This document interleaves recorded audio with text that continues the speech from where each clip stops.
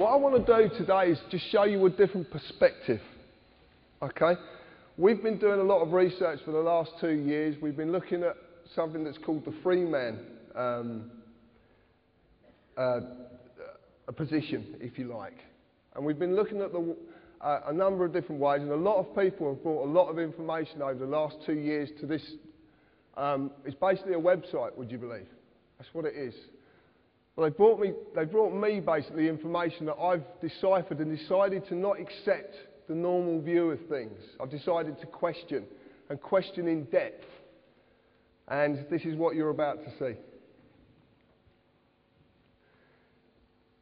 As you see this at the moment, this is probably how you would see our country. Actually, I'm going to walk around here, so it's easier. So as you would see our country, you would see there's a parliament, and then people in that parliament are meant to represent you, because you elect them to do that. That's what you believe. You believe in politics. A lot of people believe in politics. You believe that the political parties are elected in power to serve you, to make sure that everything in your country runs right, to make sure you're looked after. You believe that Acts of Parliament, statutes are laws, and you have to abide by these laws. That these laws are statutory instruments, this is how they're enacted. And they're laws as well that you have to abide by.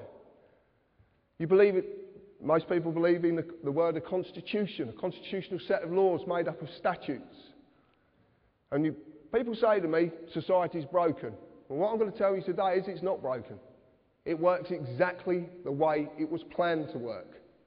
Because this goes back hundreds of years. This is not something that's new. And there's courts of justice. How many people in this room have suffered at the hands of the courts of justice where injustice is actually happening? What I'm going to tell you today is that the members of Parliament are actually directors of a corporation. That is what you're electing. And because you're only electing directors of a corporation, nothing will ever change. It will go in the same direction forever.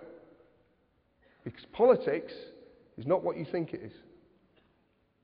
The members of Parliament. Anybody seen this before? This is Dun & Bradstreet. Do you know what Dun & Bradstreet is? Right. If you were going to do business with a corporation or a company in the world, then you can use Dun & Bradstreet, which at the moment is about 160 million corporations worldwide. You can use these to find out if that corporation does good business. Does it have any debts? Has it got any county court judgments against it? So what this is a register of corporations, of companies. And the members of Parliament are a company. Gordon Brown is a company. David Cameron is a company. And this one I like. The Labour Party trade as Alistair Darling MP. It's their trading name. It's just there. The reason they trade with Alistair Darling MP is because Alistair Darling is a diplomat. There's about 3 of them. If they trade in his name, that trading name has diplomatic status. That means they can bend things and do things that you don't know about. It's a whole different way of doing things. This is what politics is about. This is what you believe to be the people representing you are doing, but they're not. This is what they do. So we look at politics as pertaining policy, an administration of a government, a plan or a course of action. Also defined as a political party, corporation, written contract or a certificate of insurance. Acts of Parliament become statutes, primary legislation. You know what legislation is? You've heard this word, yeah? No? Internal enacted enforced by statutory instruments which are secondary legislation. Council tax is a statutory instrument enacted on the 1st of April 1993 under the primary legislation, the Local Government Finance Act of 1992. But when we look at a statutory instrument, we find it's a created, written, legal contract. It's not law. Where does it say it's law? Can you see it? Society. So I'm going to look at society and the contracts. Society, the socially dominant members of a community. Does this country have a socially dominant element who want to stay socially dominant? Right. It is a number of persons united by mutual consent in order to deliberate, determine and jointly act for a common purpose. Does that ring any bells? Contract is an agreement between two or more persons that creates or modifies an existing relationship.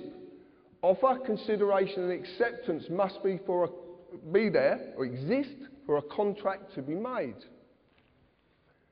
Then we look at a constitution, the fundamental rules, written or unwritten, which John explained earlier, that establishes the character of a government by defining the basic principles society must conform to. Do you have to conform to things? Do you? Do you pay tax? No. You don't? Join the club. You were not given a choice if you wanted to join this society. It was made for you at the time when you could not express a choice. So when we look at the word statute, I know I like this one, a legislative rule of society given the force of law by the consent of the governed. And I ask you, please, if you could explain to me where in that definition taken from Black's Law Dictionary that says that statute is law. The force of law, but it's not law. Right. I will get to that, not quite yet, but I will get to it.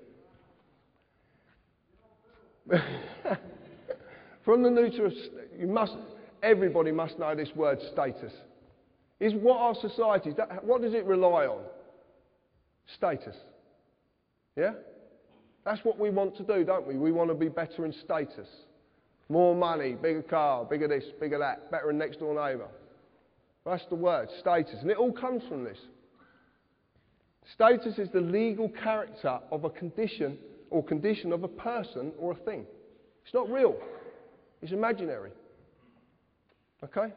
Completely imaginary. And in the definition it actually shows that it's not law. It's given the force of law, which means it will apply to you if you consent. What does the word consent mean? Exactly. So what happens when you don't agree? It isn't law. Can't be given the force of law. By its own definition, it only applies to a person and not a man or a woman. How many people in the audience today think they're a person? Oh, come on. Yeah, right. The United Kingdom is a corporation.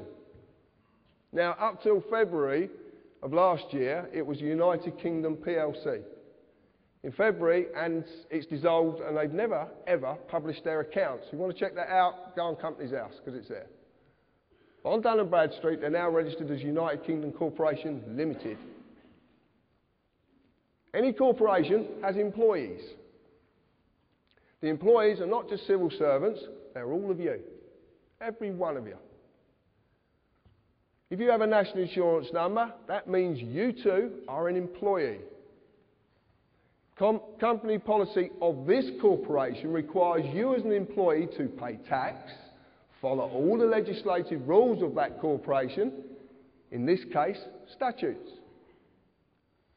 As in any company, if you break the rules, you will be disciplined under that company's legislation.